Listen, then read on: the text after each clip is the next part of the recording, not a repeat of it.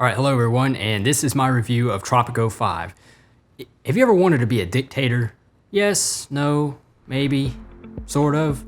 You're married to one? You work for one? I don't know. Either way, this is what the whole premise of the best-selling Tropico franchise, created by the developers of the also multi-million selling Civilization series. Tropico is a console-built series built around the idea of you running your own small little banana republic as, of course, a dictator. And I have to say, I absolutely love it. For this video, of course, I'll be reviewing the 5th iteration of the series, which is actually my favorite, more so than the rest, and I'll tell you why. Tropico 5 is fun. It is hilarious and gloriously irreverent in all the best ways. I absolutely love it, and I'll tell you why. For starters, I love the scenario-based gameplay. Let's go over the gameplay, as I just mentioned. Whereas the Civilization series tended to be more turn-based strategy, which of course really worked, especially as you are warring up against other civilizations, Tropico is instead more focused on you and yourself, and you running your own little banana republic, little island. And therefore, you don't have to wait on other civilizations. So there's no spending inordinate amounts of time waiting for the artificial intelligence computer system to make its turn and make its round and do whatever it's going to do. You're simply focusing on you, and it speeds up the gameplay dramatically. Well done. The other thing I like is that since this is a game that tends to be built more for the console, it's smooth, it feels a lot better, and did I mention faster? Love that. But that's not what I really like about this game. What I like about this game is that there's about 5 or 6 outcomes in every single session you play. So no matter how many times you've restarted it, you could legitimately spend about a year or 2 playing it and not even play through every single outcome, which I love. In other words, every single time you restart a session, you could be dealing with a brand new game essentially, which I absolutely love.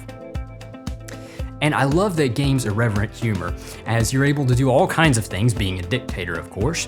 You can thumb your nose at world politicians and basically assert yourself.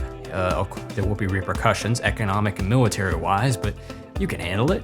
And I also love how you can give money to the people purely to thumb your nose at the royals who are trying to usurp their power over your island. You can instead put it in the government and make it into government projects, or you can stash it away in your Swiss bank account, as we all know that they do. There's all sorts of other things that I really enjoyed, the humorous aspects. I love how the load screen puts just flat out ridiculous and dumb things world dictators have done over the years. Such as, did you know, let me see if I got the name, the dictator of Iran about 30 years ago, Mohammed ibn al-Assai, I don't know how to pronounce it, but about 30 years ago, the dictator of Iran had written a book that he had declared to be a very monumental work and the greatest work ever published in human history.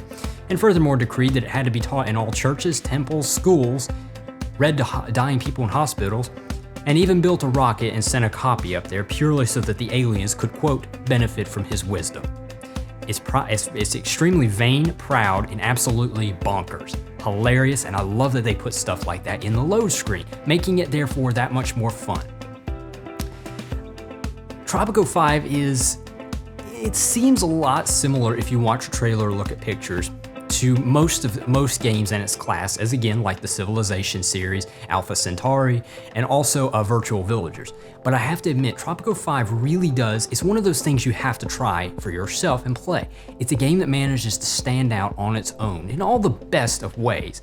I've been playing it for almost a year now, and I have to admit, I've never actually been bored with it. It's a game that continuously stays interesting, has enough scenarios, even without buying the add-ons, to keep it interesting for months, if not even a year or 2 more.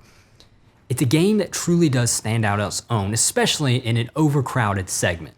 The developers have done a fantastic job, and I'm very happy to give it a 9.5 out of 10. Very, very well done.